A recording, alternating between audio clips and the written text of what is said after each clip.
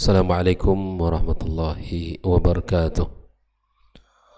Alhamdulillah, wassalatu wassalamu ala rasulillah wa ala alihi wa sahbihi wa mawalah, wa la hawla wa la quwwata illa billah.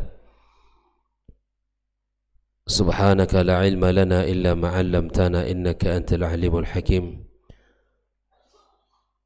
Amma ba'd, fa inna asdaqal hadithi kitabullah wa khairul hadi hadi Muhammad sallallahu alaihi wasallam wa syarrul umuri muhdatsatuha wa kullu muhdatsatin bid'ah wa kullu bid'atin dhalalah wa kullu dhalalatin finnar. Ma'asyiral muslimin wal muslimat, al musyahidin wal musyahidat, saudara-saudari para pecinta ilmu dan para pendengar Radio Rabbani dan KMTV dimanapun berada, rahimani wa rahimakumullah. Alhamdulillah, kita bersyukur kepada Allah Subhanahu wa taala pagi yang barakah ini kembali Allah izinkan kita untuk membuka lembaran hari kita dengan kebaikan dan amal saleh. Mudah-mudahan Allah memberkahi hari kita dan membimbing kita serta menjaga kita dari segala keburukan dan kemaksiatan.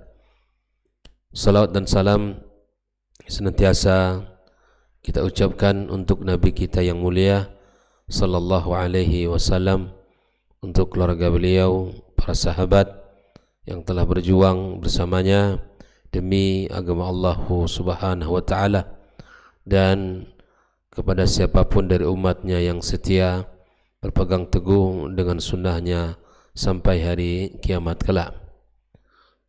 Untuk orang-orang yang telah berjasa dalam hidup kita, kedua orang tua kita, ibu bapa kita yang telah mendidik kita dan memberikan kasih sayangnya kepada kita serta perhatiannya sehingga kita tumbuh besar jadi orang-orang yang tahu dengan kewajiban dan tugasnya sebagai seorang muslim. Semoga Allah Subhanahu wa taala membalas segala kebaikan orang tua kita dan menerimanya di sisinya. Allah jadikan tempat yang paling mulia untuk mereka. Kepada para guru, para masyayikh, para asatizah yang telah memberikan ilmunya kepada kita, semoga Allah Subhanahu wa taala jadikan kebaikan-kebaikan di sisinya, serta Allah berikan pula kepada mereka keberkahan di dalam hidup mereka, anak dan keturunan mereka. Allah muliakan di sisinya. Ikhwani wa akhwati fiddin, kembali pagi ini kita melanjutkan kitab Al-Mulakhas fi Syarhi Kitab At-Tauhid pada halaman yang ke-174. 174 masih dalam pembahasan bab yang datang memberikan peringatan keras terhadap orang-orang yang beribadah kepada Allah di kuburan orang saleh, apalagi mereka menyembah orang saleh tersebut. Pagi ini kita melanjutkan pembahasan dengan membaca sebuah ungkapan yang dinukil oleh Syekh Muhammad ibn Abdul Wahhab dengan mengatakan faqad naha anhu wa huwa fi akhiri hayati. Ini kelanjutan dalam pembahasan sebelumnya, dan Nabi SAW telah melarang dari perbuatan itu, wa huwa fi akhiri hayati, dan dia di akhir hayatnya sallallahu alaihi wasallam. Thumma innahu la'ana wa huwa fi siyaqi man fa'ala. Ya, kemudian Nabi SAW melaknat wa huwa fi siyaq man fa'alah, ya, dan dia dalam siyaqul ayat, ya, siyaq dari orang-orang yang mengerjakannya. Wassalatu indaha min zalika, dan di antara bentuknya salat di sisi kuburan, wa illam yubna masjid, walaupun tidak dibangun di sisinya masjid. Wa huwa ma'na qawliha, dan ini makna dari perkataannya khusya yuttakhadha masjidah. Ini artinya Nabi khawatir kuburannya dijadikan masjid. fa inna as-sahabata lam yakunu liyabnu haula qabrihi masjidah. Dan para sahabat sallallahu alaihi wasallam, ya para sahabat Nabi, ya sallallahu alaihi wasallam, lam yakunu, dan mereka ini lam liyabnu haula qabrihi masjidah, tidak membangun di seputar, di sekeliling masjid Nabi, kuburan Nabi itu masjid. Wa kullu mawdi'in yusalla fihi yusamma masjidah, dan setiap tempat yang dilakukan di situ salat disebut dengan masjid. Kama qala sallallahu alaihi wasallam, ju'ilat lil ardu masjidan wa tahura. Dan salah satu kelebihan yang diberikan kepada Muhammad SAW, dijadikan bumi ini ya sebagai tempat masjid dan suci bagi umat ini. Artinya dimanapun kita pergi, di situ tidak ada masjid, ya boleh kita misalnya salat di belahan bumi Allah ini dimanapun, karena memang dibolehkan. Dan salah satu kelebihan Nabi Muhammad SAW, dijadikan bumi ini suci, bersih, boleh kita melaksanakan salat dimanapun. Nah, dijelaskan oleh Syekh Shalih Al-Fauzan bahwa haza, arti yang mana, faqad naha anhu fi akhir ayati.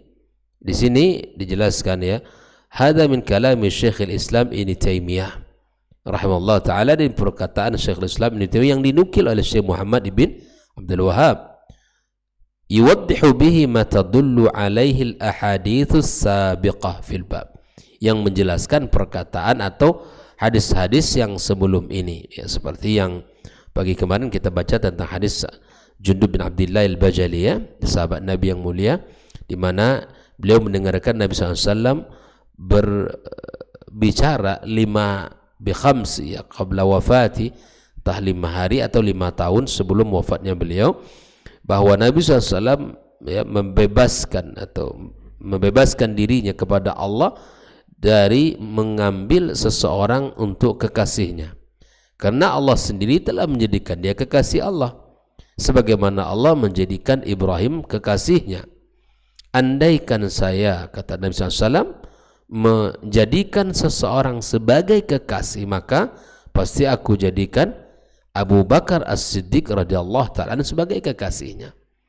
Nah, lalu di akhir hadis itu Nabi mengingatkan kita bahwa orang-orang sebelum kalian, di sini maksudnya al-Yahud wan Nasara, mereka dahulu menjadikan kuburan para nabi mereka itu sebagai masjid. Nabi mengingatkan di akhir perkataannya itu, maka jangan jadikan kuburan itu masjid. Maksudnya, kalaupun tidak dibangun masjid, jangan kalian sholat di situ. Ya, jangan kalian sholat di situ. Dan para sahabat tidak membangun di sekeliling masjid, di sekeliling kuburan Nabi itu masjid, tidak. Dan para sahabat juga tidak sholat di situ. Nah, kata Nabi SAW, fa inni anhaakum an zalik, aku melarang kalian hal itu. Nah, ini salah satu bentuk penjelasan yang dinukilkan oleh Syekh Muhammad Ibn Abdul Wahhab dari perkataan Syekhul Islam Ibnu Taimiyah yang menjelaskan beberapa hadis sebelum ini. Nah, perkataan Syekhul Islam Ibnu Taimiyah dijelaskan oleh Syekh Shalih Al-Fauzan, faqauluhu faqad naha anhu fi akhir ayati, ya kama fi hadis Jundub, sebagaimana yang terdapat dalam hadis Jundub tadi, di akhir hayatnya 5 malam atau 5 tahun sebelum wafatnya beliau menyampaikan itu.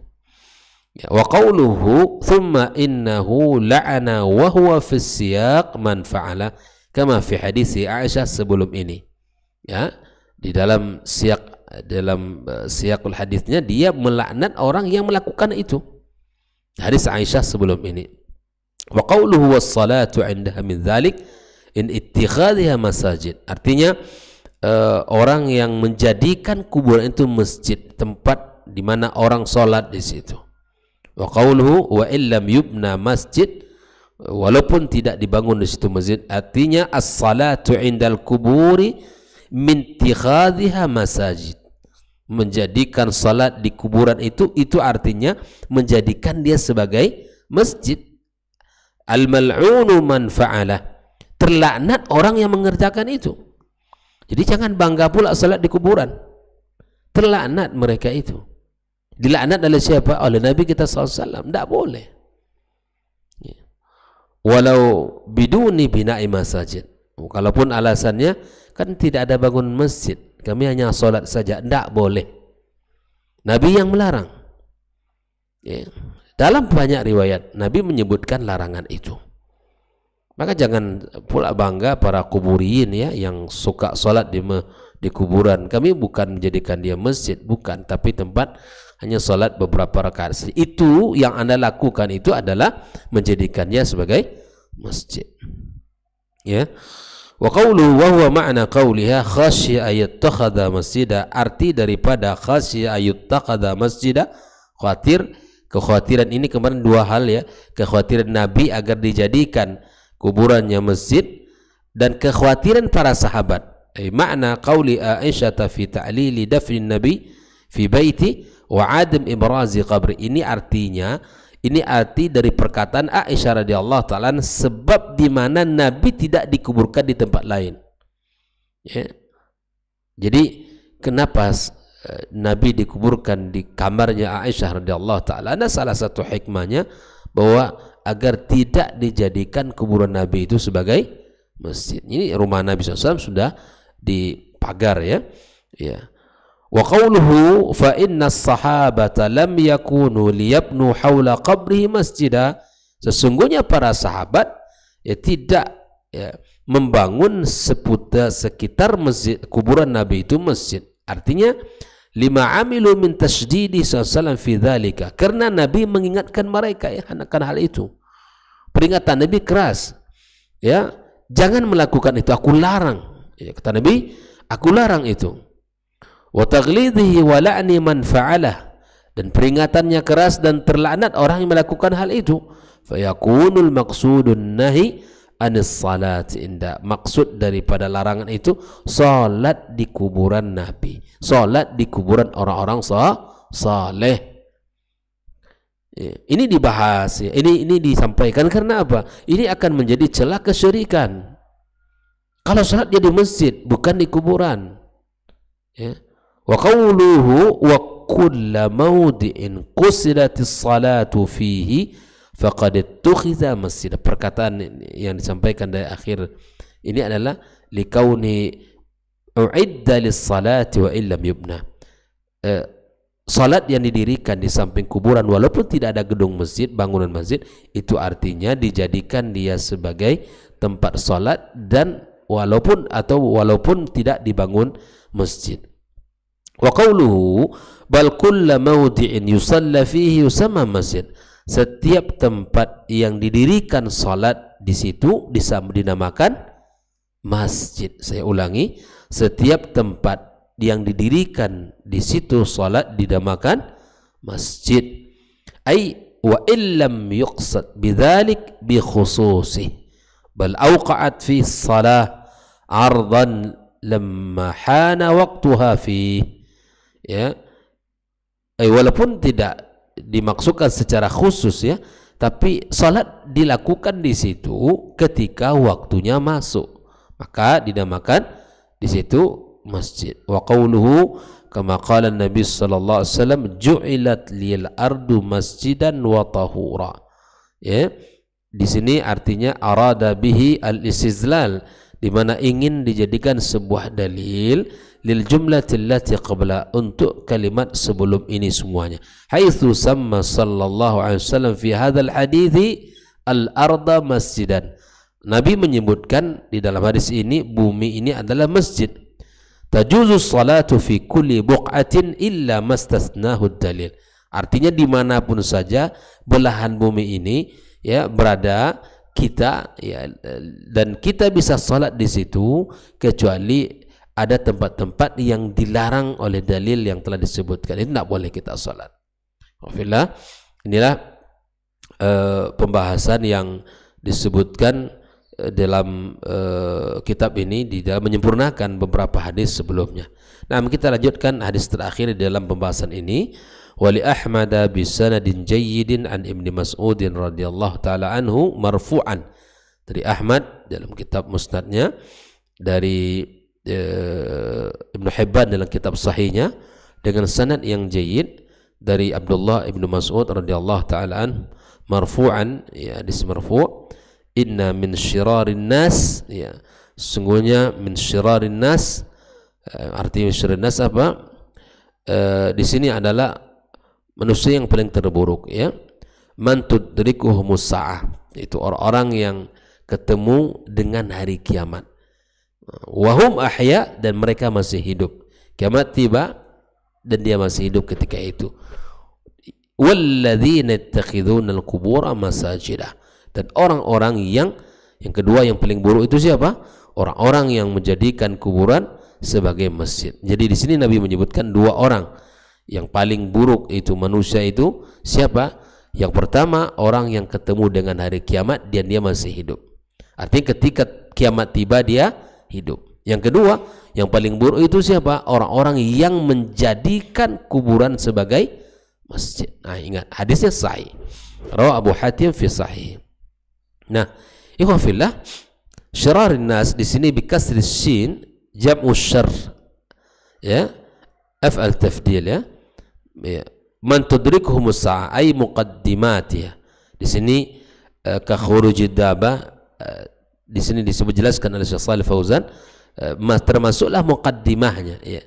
Seperti khurujid dabah wa tulu'is syamsi min maghribiha, seperti terbitnya matahari di ufuk barat yang seharusnya di ufuk timur. Artinya orang yang hari itu, ya, walaupun belum terjadi kiamat, tapi hari itu tanda-tanda kubronya dia sudah menemuinya, ya.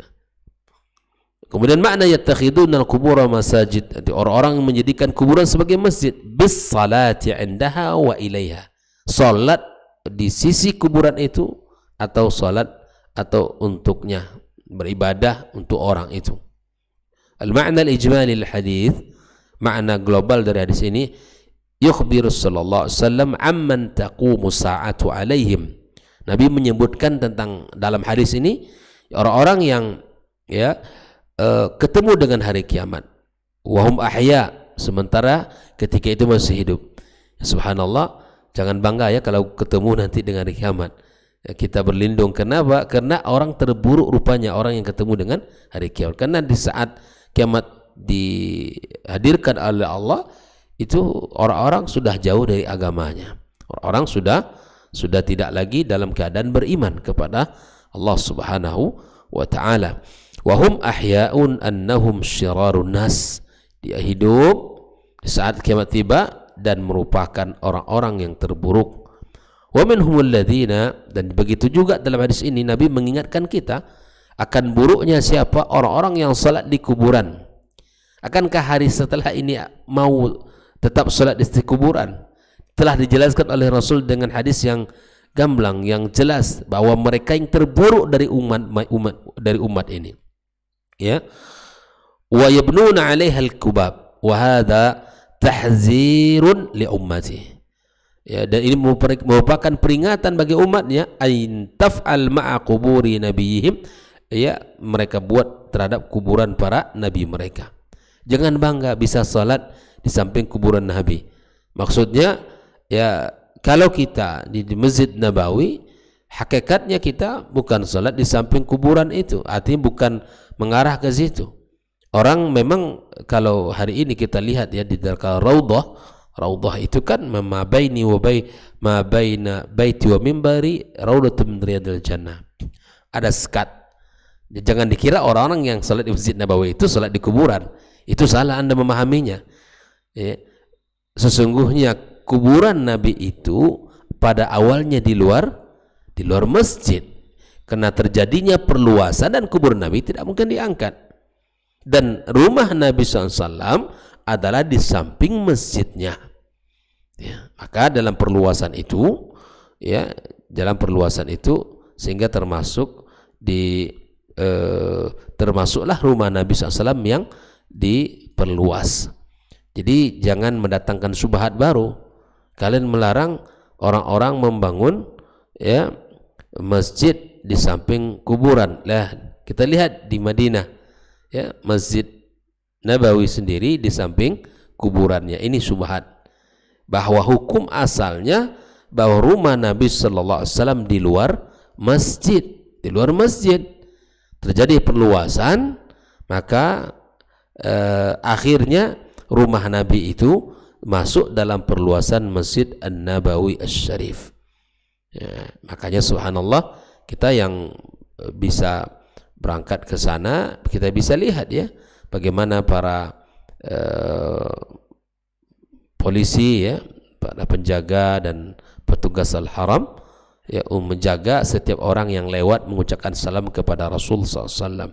Masuk dari babus salam, ya, kemudian kita mengucapkan salawat kepada Rasul, mengucapkan salam kepadanya, mengucapkan salam kepada Abu Bakar As-Siddiq, kepada Umar bin Khattab radhiyallahu taala anhuma, ya, wa ardah. Jadi ini bukan pembahasan kita. Apa yang kita lihat di Masjid Nabawi hari ini itu tidak termasuk membangun masjid di samping kuburan, karena Masjid Nabawi itu sendiri telah dibangun sebelumnya, ya kan, sebagai bentuk masjid Nabi kita SAW, dan rumah beliau itu di samping Masjid Nabawi. Nabi SAW dikuburkan di kamarnya Aisyah radhiyallahu taala anha. Dengan terjadinya Al-Futuhat, kemudian akhir ini negara Arab Saudi memperluas Masjid Nabawi, dan Masjid Nabawi diperluas ya, dan kemudian pada akhirnya ya rumah beliau termasuk dalam ya hitungan masjid itu sendiri. Maka ikhwafillah rahimani rahimakumullah, jangan didatangkan syubhat baru bahwa di Arab Saudi sendiri dibangun Masjid Nabawi di samping kuburannya. Bukan, duluan masjid daripada kuburannya Nabi sallallahu alaihi wasallam. Dan orang yang salat di Raudhah bukanlah salat arah ke kuburan Nabi, bukan salat untuk Nabi, tidak. Ya, orang yang salat di samping Raudhah bukan salat di samping atau dengan tujuan salat untuk Nabi sallallahu alaihi wasallam, karena orang salat di Raudhah ya karena memiliki keutamaan, keutamaan yang sangat tinggi. Nabi SAW bahwa doa-doa kita sangat mustajab di Raudhah tersebut. Ya, Raudhah itu yang mana? Ma baina baiti wa mimbari, antara rumah saya dengan mimbar saya itu Raudhah. Raudhah itu taman surga. Maka perbanyaklah doa di situ, karena doanya mustajab. Ya. Maka di sini sebuah peringatan bagi umatnya untuk melakukan apa yang dilakukan oleh orang Yahud dan Nasrani, menjadikan kuburan Nabi mereka sebagai masjid. Wasalihihim, dan kuburan orang-orang saleh mereka. Mithla fi'li haula'il asyrar, seperti perbuatan orang-orang yang jahat. Munasabatul hadits al-bab, ketersusunan hadis dengan bab yang sedang kita baca, anna fihi tahdzir, dalam hadis ini terdapat peringatan ya, min ittikhazil quburi masajid, menjadikan kubur itu sebagai masjid, tidak boleh. Yusalla fi sahatiha, didirikan salat ya, wa yutabarraku fiha, ya, didirikan salat di seputar kuburan dan bertabaruk dengan kuburan itu. Li'annahu dzari'atu ila syirki, dilarang karena itu adalah celah untuk menuju kesyirikan. Maka oleh karenanya ikhwafillah, di antara pelajaran yang bisa kita ambil dari hadis ini, ma yustafadu minal hadis, satu, at-tahziru anis salati indal kubur, peringatan ya dari orang-orang yang mendirikan salat di sisi kuburan, li'annahu wasilatun ila syirik, ini wasilah kepada kesyirikan, tidak boleh ya, ini dilarang di dalam agama kita. Yang kedua, anna man ittakhadha qubur as-salihin masajida lis-salati fiha fahuwa min syiraril khalqi, orang-orang yang menjadikan kuburan orang saleh mereka masjid yang didirikan salat di situ merupakan orang-orang yang paling terburuk. Wa in kana qasduhu at-taqarrubu ila Allah, walaupun tujuannya adalah untuk beribadah kepada Allah.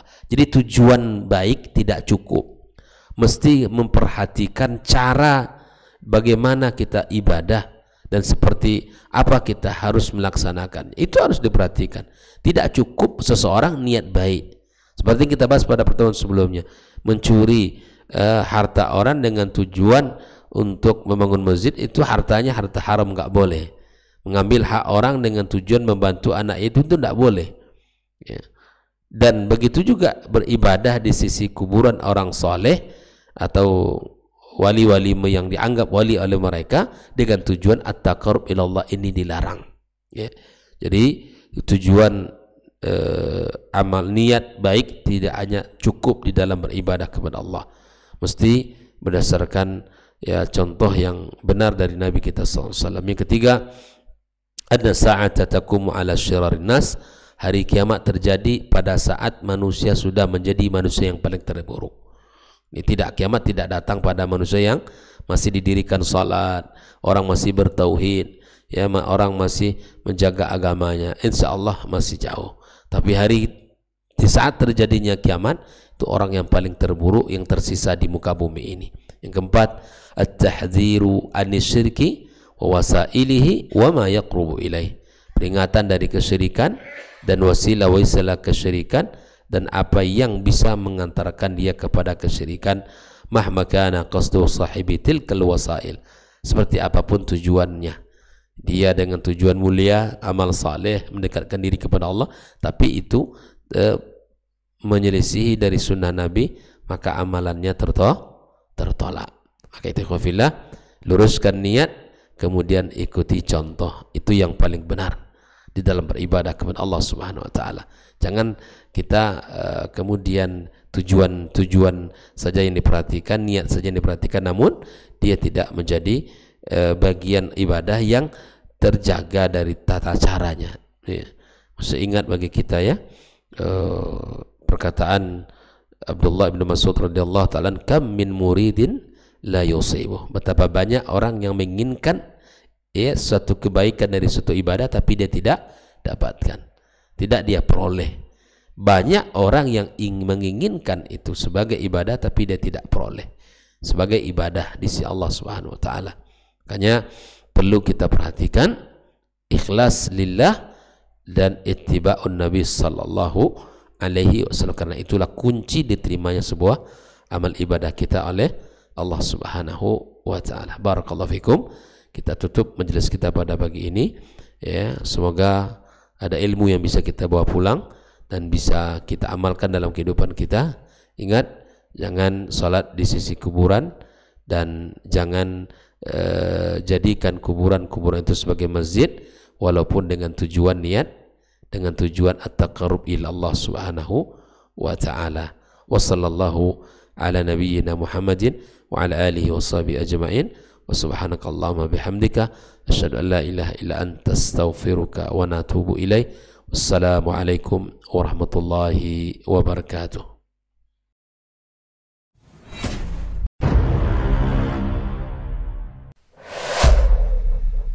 Dunia dan seisinya ini bagi Allah tak sama nilainya dengan sebelah sayap lalat.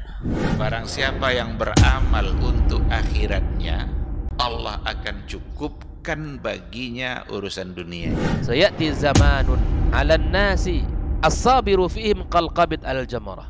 Akan ada satu masa di akhir zaman yang berpegang teguh dengan agamanya seperti orang yang sedang memegang bara